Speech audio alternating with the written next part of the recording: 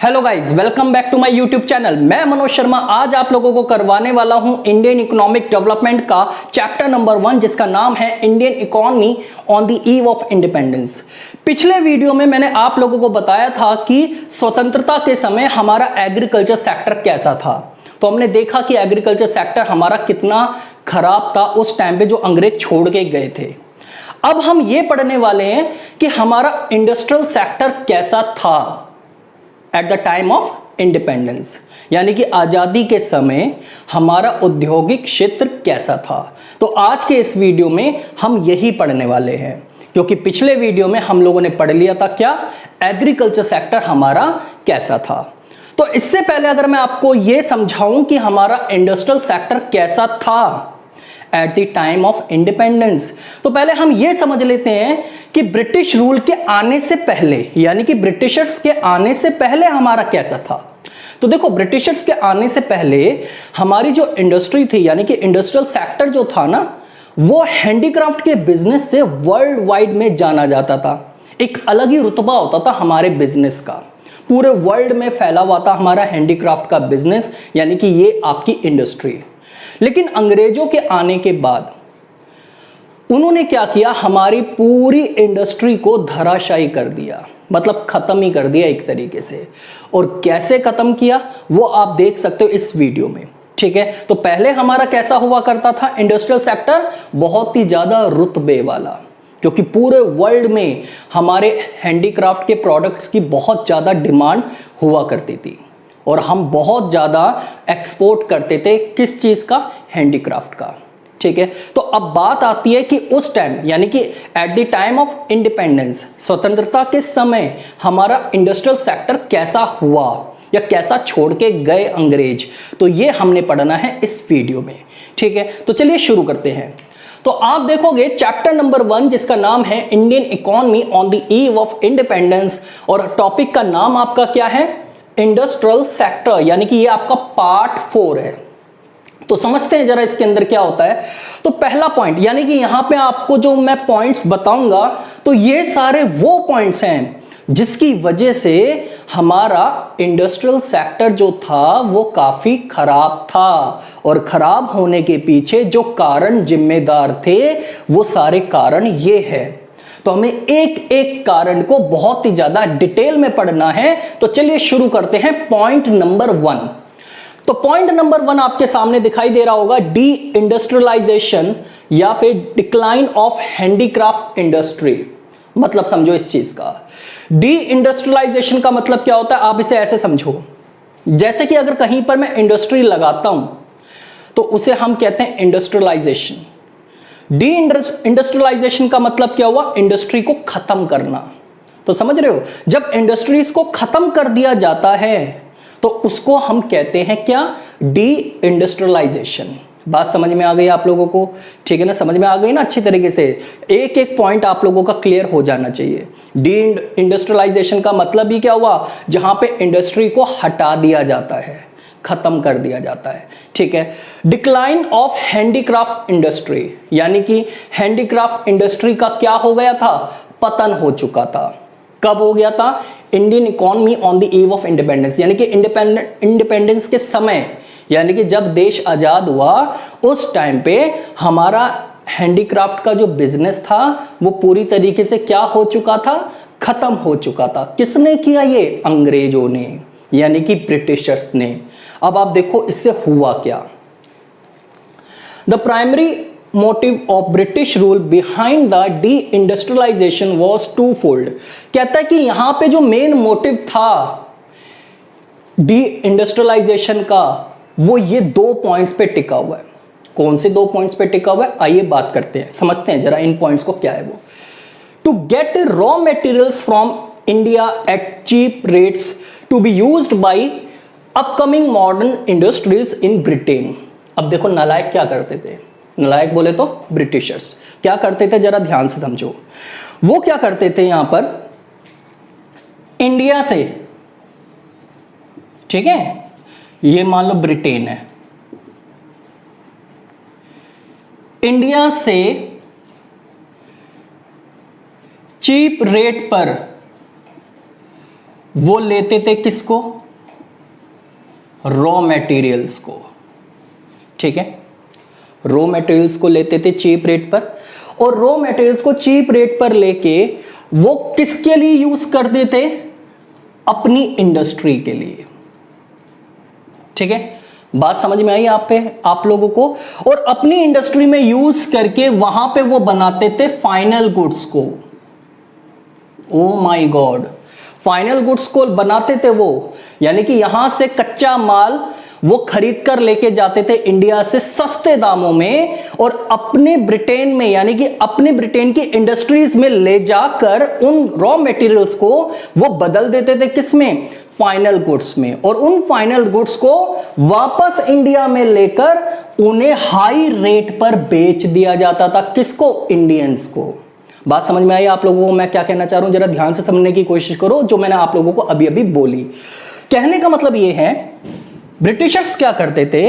India से कच्चा माल लेते थे बहुत ही ज्यादा सस्ते दामों में। सस्ते दामों में कच्चा माल लेने के बाद वो लेकर कहां जाते थे? अपनी कंट्री में, यानी कि ब्रिटेन में, ब्रिटेन की इंडस्ट्री के लिए, क्योंकि वो कच्चा माल का यूज करते थे। कच्चा माल का यूज करके वो बनाते थे फाइनल गुड्स, और फाइनल गुड्स जब बन के तैयार हो जाते थे तो उसे वापस इंडिया में ले जाकर उसे ज्यादा दामों में बेच दिया करते थे।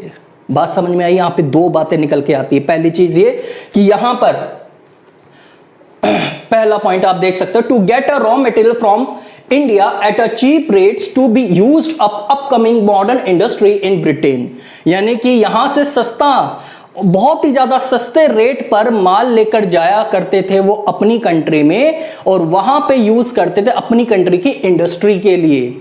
ठीक है, उसके बाद to sell finish goods of British industries in India market at a higher price. और उसके बाद क्या करते थे? मान लो यहां से माल ले गए वो यहां पे अपनी कंट्री में, अब जाहिर सी बात है कच्चा माल लेकर गए होंगे। अब कच्चा माल लेकर गए, उसके बाद उन्होंने उस माल को, यानी कि रॉ मटेरियल को बनाना शुरू करा अपनी कंट्री में। बनाना शुरू करा मतलब उसको फिनिश गुड्स में बदल दिया, और फिनिश गुड्स में बदलने के बाद उन नालायकों ने क्या किया? वापस इंडिया में इंडिया के लोगों को बेचना शुरू कर दिया, और वो भी हायर प्राइस पे। ये तो वही बात होगी, अपना माल अपने को ही बेचा जा रहा है। ठीक है, इंडिया से ही माल लेकर गए और इंडिया को ही बेच रहे हैं। ठीक है, तो आप देख सकते हो ना कितने ज्यादा चतुर और चालाक थे ये लोग, कि इंडिया से सस्ते दामों पर माल खरीद के और इंडिया को ही बेच रहे हैं वापस, वो भी हाई रेट पे। और इंडिया की, क्योंकि वहां पे इंडिया ने, उन्होंने अपनी क्या बना रखी थी? एक प्रॉपर मार्केट बना ली थी। ठीक है, बात समझ में आ गई आप लोगों को? तो फर्स्ट पॉइंट और second point, to sell finish goods of British industries in Indian market at higher prices. तो यहां पे आप लोगों को समझ में आ गया होगा। तो इस वजह से यहां पे हैंडीक्राफ्ट के बिजनेस का धीरे धीरे क्या होने लगा? पतन होने लग गया, क्योंकि सिंपल सी बात है, हाई रेट पे अगर प्रोडक्ट इंडियंस को मिल रहा है तो वो क्यों खरीदेंगे, और खरीदने से भी पहले वो बनाएंगे क्यों? ठीक है, क्योंकि उनके साथ बहुत ज्यादा क्या हो रहा था? अनफेयर हो रहा था। तो दो कारण हो सकते हैं, एक तो ये जो लोग थे, ब्रिटिशर्स जो थे, एक तो किसानों को फोर्स कर रहे थे, सॉरी इंडियंस को फोर्स कर रहे थे कि वो एग्रीकल्चर सेक्टर में आओ, तो इंडस्ट्री की तरफ वो फोकस करवाना नहीं चाह रहे थे, क्योंकि उन्हें पता अगर इंडस्ट्री की तरफ फोकस हो गया तो ये लोग हमसे आगे निकल सकते हैं। तो इन्होंने कोशिश करी कि इंडियंस को एग्रीकल्चर सेक्टर में ही लगे रहने दिया जाए। ठीक है, और दूसरा कारण ये, और उनसे जबरदस्ती हैंडीक्राफ्ट का बिजनेस खत्म करवाया गया। किस वजह से खत्म करवाया गया? इन्हीं सारे तरीकों की वजह से। ठीक है, रॉ मटेरियल सस्ते दामों में खरीद के और वहां पर वापस उन्हें ही बेचा जा रहा है ज्यादा दामों में। ठीक है, बात समझ में आ गई आप लोगों को? तो यहां पर आप लोगों ने देखा कि इस चीज को ही हम क्या बोलते हैं? Decline of handicraft industry. अब सिंपल सी बात है कि भाई धीरे धीरे अगर आप देखोगे कि भाई मेरा माल जो है वो बहुत ज्यादा सस्ते दामों में लिया जा रहा है मुझसे, और दुगने प्राइस पर मुझे वापस खरीदने के लिए फोर्स किया जा रहा है, तो बताओ मैं क्यों करूंगा फिर वो बिजनेस? तो धीरे धीरे हैंडीक्राफ्ट का बिजनेस क्या होता चला गया? खत्म होता चला गया। ठीक है, आगे एक और भी कारण पढ़ने वाले हैं अभी हम थोड़ी देर में।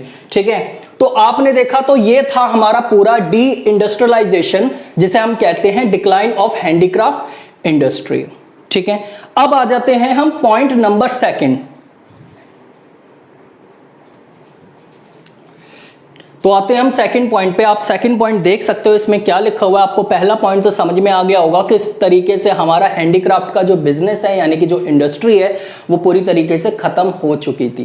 किसकी वजह से? अंग्रेजों की वजह से, उनकी चालों की वजह से, उनकी चतुराइयों की वजह से, या फिर ये समझ लो उनकी पावर की वजह से। ठीक है, जो वहां पे वो रूल लगाया करते थे, तो इंडियंस को तो नचा रखा था उन लोगों ने। ठीक है, तो अब आप देखोगे सेकंड पॉइंट क्या है, डिस्क्रिमिनेटिंग ट्रेड पॉलिसी। अब इसका मतलब क्या होता है? इसको हम कहते हैं भेदभाव। क्या कहते हैं? भेदभाव। अब आप समझो कि क्या है ये पॉइंट्स। ठीक है, एक एक पॉइंट को जरा मैं डिटेल में बताऊंगा, आप अच्छे से समझना इसका मतलब क्या है।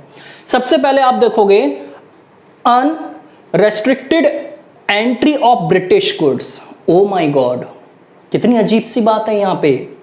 इसमें पहले पॉइंट में यह कहा गया है कि अगर यहां पर ब्रिटेन जो है, कौन है? ब्रिटेन इंडिया में आराम से अपने गुड्स लेकर आ सकती है। ठीक है ना, आराम से अपने गुड्स लेकर आ सकती है, वो भी उसके ऊपर कोई भी यहां पे रुकावट नहीं होगी। यानी कि ब्रिटेन ने यह कह दिया कि भाई जब हम आएंगे ना आपके यहां, यानी कि गुड्स लेकर जब हम आएंगे आपकी कंट्री में यानी कि इंडिया में, तो आप हमें रोकोगे नहीं, ना ही आप फालतू के सवाल पूछोगे, ना ही आप हमसे टैक्स वगैरह मांगोगे। ठीक है, ड्यूटी आप समझते हो, duty, excise duty, custom duty वगैरह, ये सारी जो ड्यूटी होती है जिसे हम टैरिफ कहते हैं। क्या कहते हैं इसे हम? टैरिफ। तो इन्होंने क्या कह दिया, unrestricted free entry of British goods, यानी कि ब्रिटिश गुड्स जितने भी होंगे, ब्रिटेन से जो इंडिया में जो गुड्स आएंगे वो उसकी एंट्री जो होगी वो बिल्कुल फ्री होगी, कोई भी चार्जेस आपको यहां पे नहीं देने पड़ेंगे। यानी कि ब्रिटिशर्स ने साफ कह दिया कि हम कोई एक्स्ट्रा चार्ज यहां पे नहीं देंगे। हमारे लिए अगर मान लो कोई प्रोडक्ट वहां से ब्रिटेन से 500 रुपए का आ रहा है तो वो इंडिया में आएगा तब भी वो 500 रुपए के वैल्यू का ही रहेगा, यानी कि उसमें कोई एक्स्ट्रा टैक्स नहीं है। तो आप बताओ, एक तरीके से यहां पे जहां पर इंडिया ड्यूटी के रूप में, कुछ टैक्स के रूप में कुछ रेवेन्यू गेन कर सकता था, बट उन्होंने साफ एक ऐसी टैक्सेशन पॉलिसी बना दी कि भाई अगर हम गुड्स लेकर आएंगे तो आप ऐसा करोगे ही नहीं, आप वहां पे टैक्स नहीं लगाओगे, क्योंकि रुतबा था ना उनका, हम तो गुलाम थे, इसलिए हमें तो उनकी बातें माननी पड़ेगी जैसे वो लोग बोल रहे थे। ठीक है ना, तो यानी कि जितने भी ब्रिटेन से जो गुड्स आ रहे हैं इंडिया में उनकी एंट्री कर दी गई बिल्कुल फ्री। यानी कि एक तरीके से इकोनॉमी अगर देखी जाए तो यहां पे उन्होंने वार कर दिया सीधा इंडिया की इकोनॉमी पर। यहां से वो थोड़ा सा पैसा कमा सकता था एक ड्यूटी की वजह से या टैरिफ की वजह से, शुल्क कहते हैं इसे हम, लेकिन उसने वहां पे भी रास्ता बंद कर दिया। पूरी तरीके से इकोनॉमी इंडिया की क्या हो रही है? डाउन हो रही है, डाउन होने की कोशिश की जा रही है यहां पे इस पहले पॉइंट की वजह से। तो ये तो पहला हथियार था जो इन लोगों ने इंडिया के ऊपर किया। उसके बाद tariff free export of raw materials to Britain. अब देखो ये भी कितनी अजीब सी बात कह दी यहां पे, यानी कि चिट भी अपनी और पट भी अपनी। क्या कहा? ध्यान से समझो दोनों पॉइंट्स को। पहले पॉइंट्स में यह कह दिया कि अगर ब्रिटेन में जो फाइनल गुड्स बन रहे हैं, ये देखो यहां पे जो फाइनल गुड्स बन रहे हैं, फाइनल गुड्स बनने के बाद अगर हम इंडिया में लेकर आएंगे तो हम इन पर कोई टैक्स नहीं देंगे। यहां पे टैक्स के रूप में इंडिया इनकम कमा सकता था रेवेन्यू के रूप में, जो कि वो नहीं कमा पाया, तो इकोनॉमी उसकी क्या हो गई? डाउन। दूसरा पॉइंट में इसने यह भी कह दिया, कहता है कि यहां पर देखो जो पॉइंट सेकंड है आपका, tariff free export of raw materials to Britain. अब आप देखोगे जितना भी रॉ मटेरियल्स इंडिया देगा, यानी कि ब्रिटेन इंडिया से जो रॉ मटेरियल्स ले रहे हैं, अब देखो यहां पे रूल क्या कहता है कि अगर आप यहां पर कोई कंट्री एक्सपोर्ट कर रही है, जिसको एक्सपोर्ट कर रही है, तो ये वाली कंट्री इसको थोड़ा सा ड्यूटी या टैक्स वगैरह पे करेगी। ब्रिटेन ने यहां पे भी हाथ काट दिए इंडिया के, कह दिया हम कोई यहां पे एक्सपोर्ट ऑफ गुड्स पे कोई आपको ड्यूटी नहीं देंगे, टैक्स वगैरह कुछ नहीं देंगे। तो यहां से भी इकोनॉमी क्या कर दी गई? डाउन कर दी गई। कैसे? आप देख सकते हो यहां पे ब्रिटेन क्या करता है, सस्ते दामों में इनसे रॉ मटेरियल लेके जा रहा है, एक तरीके से देखा जाए इंडिया इन रॉ मटेरियल का क्या कर रहा है, एक्सपोर्ट्स कर रहा है कि नहीं कर रहा, और एक्सपोर्ट कर रहा है तो सिंपल सी बात है ब्रिटेन को इन एक्सपोर्ट के बदले में टैक्स देना चाहिए था। किसको? इंडिया को। टैक्स कह लो या ड्यूटी कह लो, देनी चाहिए थी ना इंडिया को। अगर देता तो वो इंडिया के लिए एक क्या होती है, एक रेवेन्यू जनरेट होता, एक इनकम सी होती थोड़ी सी। लेकिन यहां पर उसने ये भी कह दिया कि ये अगर हम एक्सपोर्ट करके लेके जा रहे हैं आपके रॉ मटेरियल्स तो ये भी फ्री होंगे, हम इस पर कोई भी टैक्स वगैरह नहीं आपको देंगे, क्योंकि टैक्स किसके पास आता? इंडिया के पास आता। तो उन्होंने साफ मना कर दिया कि हम इस पर कोई टैक्स वगैरह नहीं देंगे। बात समझ में आ गई? तो कितने खराब किस्म के लोग थे ये, आप लोगों को दिखाई दे रहा होगा। अब तक आप लोग इन चीजों से वाकिफ नहीं थे, लेकिन अब आप लोगों को थोड़ा थोड़ा समझ में आ रहा होगा, एक पिक्चर आप लोगों के सामने आ गई होगी कि कैसा रहा होगा उस टाइम पे। ठीक है, तीसरा पॉइंट देखो आप, कहता कि heavy duty on export of Indian handicraft products. अब देखो इसने तो कमर ही तोड़ दी हैंडीक्राफ्ट के बिजनेस की। इस पॉइंट की वजह से ही हैंडीक्राफ्ट का बिजनेस ही खत्म हो गया। अब आप देखो इन्होंने क्या कह दिया, बड़े चालाक, इतने चालाक बस आप पूछो मत। पहले पॉइंट में क्या बताया गया कि भाई अगर हम अपनी कंट्री से गुड्स लेकर आ रहे हैं इंडिया में, आपकी कंट्री में, तो हम यहाँ पे गुड्स पे जो टैक्स वगैरह होगा या ड्यूटी वगैरह होगी वो बिल्कुल फ्री होगी, हम आपको कोई भी ड्यूटी या टैक्स वगैरह नहीं देंगे। पहले पॉइंट में ये बात बता दी गई। दूसरे पॉइंट में ये कह दिया गया कि जो हम आपकी कंट्री में से जो रॉ मटेरियल्स लेकर जा रहे हैं अपनी कंट्री में, तो वहां पर भी हम जो एक्सपोर्ट ड्यूटी वगैरह जो होती है या टैरिफ्स वगैरह जो होते हैं वो हम आपको नहीं देंगे, वो भी बिल्कुल फ्री कर दिए उन्होंने। ठीक है, यानी कि दोनों तरफ से कमर तोड़ दी। एक तरीके से इकोनॉमी क्या हो गई, पूरी तरीके से डाउन हो गई। और तीसरे पॉइंट में तो इन्होंने सारी हदें ही क्रॉस कर दी नालायकों ने। क्या हदें क्रॉस करी, जरा ध्यान से देखो। तीसरे पॉइंट में उन्होंने क्या करा कि जो हैंडीक्राफ्ट का बिजनेस जो कंट्री में एक्सपोर्ट होता है अलग अलग कंट्री में, तो उन्होंने क्या किया कि क्योंकि पावर तो उन्हीं के पास थी, उन्होंने क्या कर दिया, इंडिया के हैंडीक्राफ्ट के जो प्रोडक्ट्स हैं उन पर बहुत ज्यादा हैवी ड्यूटी लगा दी गई, एक्सपोर्ट ड्यूटी लगा दी गई। ये समझ लो डबल ड्यूटी लगा दी गई। जैसे कि अगर कोई हैंडीक्राफ्ट का प्रोडक्ट 500 रुपए का है तो 500 रुपए का वही प्रोडक्ट ड्यूटी लगाकर कितना, 1000 रुपए का। समझ रहे बात को आप लोग? तो ये डबल हो गया एक तरीके से सीधा।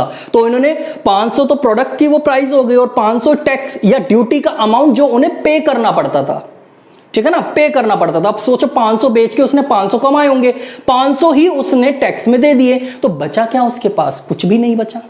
तो ऐसे में आप देखो इन्होंने क्या करा, हैवी ड्यूटी लगाकर सारे रास्ते ही बंद कर दिए हैंडीक्राफ्ट के बिजनेस के एक्सपोर्ट करने को लेकर। उन्होंने सोचा कि इससे बढ़िया तो हम ना ही बनाए तो ज्यादा अच्छा, भैया हमसे ना होगा अब ये काम, हम छोड़ देंगे सब कुछ, हम वापस आ जाएंगे अपने कृषि क्षेत्र में, हमसे नहीं होगा अब ये हैंडीक्राफ्ट के बिजनेस में। तो सारे इंडियंस की मेंटालिटी अब ये होने लगी, क्योंकि टाइम ही कुछ ऐसा चल रहा था उस टाइम पे। सारे देखो सारे पॉइंट्स ही यहाँ पे उनके फेवर में जा रहे थे। किन के फेवर में? ब्रिटिशर्स के फेवर में। कैसे? पहले पॉइंट में आपने देखा कि फ्री एंट्री कर दी ब्रिटेन से जो गुड्स आ रहे हैं इंडिया में फाइनल गुड्स को लेकर, और फिर दूसरे पॉइंट में क्या कर दिया कि टैक्स वगैरह जो है वो भी फ्री कर दिया, यानी कि इंडिया से जो रॉ मटेरियल वो लेकर जा रहे हैं उसके बदले में वो टैक्स नहीं दे रहे हैं, तो ये भी फ्री कर दिया पूरी तरीके से। और तीसरे पॉइंट में जो इंडियंस बेचारे थोड़ा बहुत कमा पा रहे थे अपने किस चीज को लेकर, हैंडीक्राफ्ट के बिजनेस को लेकर जो एक्सपोर्ट वो कर रहे थे, उसमें भी उन्होंने ड्यूटी कर दी हैवी। अब बहुत सारा जो नॉर्मल इंसान होगा वो ये सोचेगा कि भैया इससे बढ़िया तो मैं ना ही बनाऊं तो ज्यादा अच्छा नहीं है मेरे लिए, इतनी ज्यादा मैं ड्यूटी पे क्यों करूं, क्योंकि हैंडीक्राफ्ट के बिजनेस में आपको पता ही है कितनी मेहनत करनी पड़ती है उसके अंदर, और मिल कुछ रहा नहीं। तो इस वजह से हैंडीक्राफ्ट का बिजनेस क्या हो गया, पूरी तरीके से खत्म हो गया। ठीक है, और हम पढ़ भी क्या रहे हैं, डिक्लाइन ऑफ हैंडीक्राफ्ट। तो आपने देखा इस तरीके से ये बहुत बड़ा पॉइंट है जिसकी वजह से हैंडीक्राफ्ट का बिजनेस पूरी तरीके से खत्म हुआ, क्योंकि कौन चाहेगा हैवी ड्यूटी देना किसी भी प्रोडक्ट पे, ठीक है ना। हर एक इंसान फिर ये नहीं सोचेगा इससे बढ़िया तो हम ना ही करें तो ज्यादा बेहतर है, ठीक है ना, कुछ और ही काम कर ले तो वो ज्यादा बेहतर है।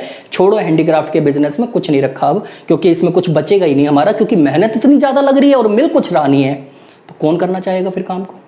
इस वजह से हैंडीक्राफ्ट का बिजनेस भी क्या हो गया, खत्म हो गया। किस वजह से खत्म हुआ, क्योंकि उन्होंने एक्सपोर्ट ऑफ इंडियन हैंडीक्राफ्ट पे हैवी ड्यूटी लगा दी। क्या लगा दी, हैवी ड्यूटी लगा दी। और हैवी ड्यूटी लगाते साथ ही सब तिल मिला गए, सारे इंडियंस इधर उधर भागने लगे कि भैया ये क्या हो गया, क्या हो गया हमारे साथ। तो इस वजह से उन्होंने हैंडीक्राफ्ट का बिजनेस धीरे धीरे क्या हो गया, पूरी तरीके से खत्म हो गया। बात समझ में आ गई आप लोगों को, पॉइंट अच्छे से क्लियर हो रहा है, कोई भी प्रॉब्लम तो नहीं आ रही ना आप लोगों को। तो पहला पॉइंट क्लियर हो गया, दूसरा पॉइंट आप लोगों को क्लियर हो गया, तीसरा पॉइंट भी आप लोगों को अच्छे से क्लियर हो गया होगा, ठीक है ना। तो आप देखो इन तीनों पॉइंट्स की वजह से इकॉनमी क्या कैसे जा रही थी हमारी, इस तरीके से पूरी डाउनफॉल हो रही थी, ठीक है ना। अब आप देखो थर्ड पॉइंट पे आ जाते हैं हम। थर्ड पॉइंट का नाम क्या है, लैक ऑफ कैपिटल गुड्स। अब कैपिटल गुड्स क्या होते हैं, मशीनरी वगैरह, मशीन वगैरह जो होती है, बड़ी बड़ी प्लांट मशीनरी जो होती है, उनको हम क्या बोलते हैं, कैपिटल गुड्स बोलते हैं। कहता है कि during the British rule there was hardly any capital good industry to promote further industrialisation in India, ठीक है। अब देखो इन लोगों का क्या था, इन लोगों के दिमाग की सोच मैं आपको बताता हूं क्या थी। अगर मैं उनके दिमाग से सोचूं थोड़ा सा, तो इसके पीछे उनकी सोच क्या रही होगी, जरा ध्यान से सुनो। इनकी सोच ये थी कि भाई हम कैपिटल गुड्स को ना प्रमोट नहीं करेंगे इंडिया में, यानी कि मशीन वगैरह को इंडिया में हम प्रमोट करने नहीं देंगे, क्योंकि उन्हें डर था इस बात का कि अगर हम प्रमोट करने दे देंगे तो यहाँ पे सारे ही लोग फिर मशीनों का यूज करेंगे और काम अच्छी तरीके से करने लग जाएंगे। तो ऐसे में हमारे जो मशीनों की जो डिमांड होगी फिर वो करेगा कौन। वो लोग क्या सोच रहे थे कि मशीनें सिर्फ हम लोग बनाएं अपनी कंट्री में और इंडियंस क्या करें, उसको परचेज करें।